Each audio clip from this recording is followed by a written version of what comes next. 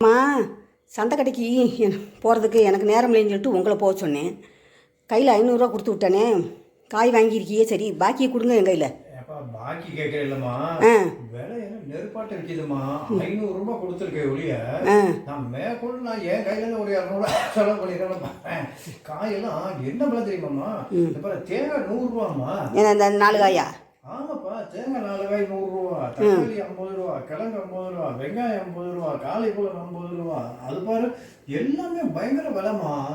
விலைவாசியெல்லாம் பயங்கரமா வச்சுது. நீ 500 ரூபா கொடுத்துட்டு பாக்கி கேட்டா செலவெல்லாம் பயங்கரமா இருக்குமா. விலையெல்லாம் ஏகமா கூடி போச்சு. அதே மாதிரி தான் காப்பி தூள் பாருங்க, இத்தனைக்கோண்டு சேசே வாங்கிட்டு வர்றோம்.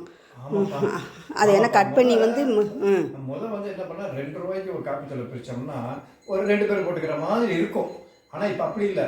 2 ரூபாய்க்கு வாங்கினா ஒரு ஆள் கூட பத்தாது. விலையை குறைக்கல, அளவை குறைச்சிட்டான். எல்லாமே விலை கூட்ட முடியாதுன்னு சொல்லிட்டு இப்போ என்னன்னா வைக்கிற அளவு.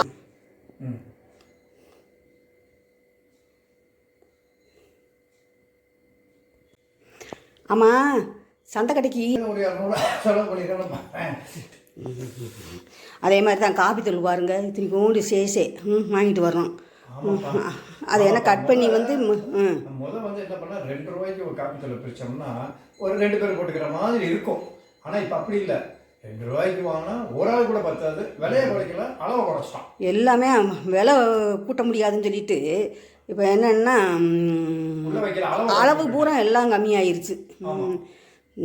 போகிற போக்க பார்த்தா பாவம் ஜனங்க தான் கஷ்டப்படுறாங்க மொத்தத்தில்.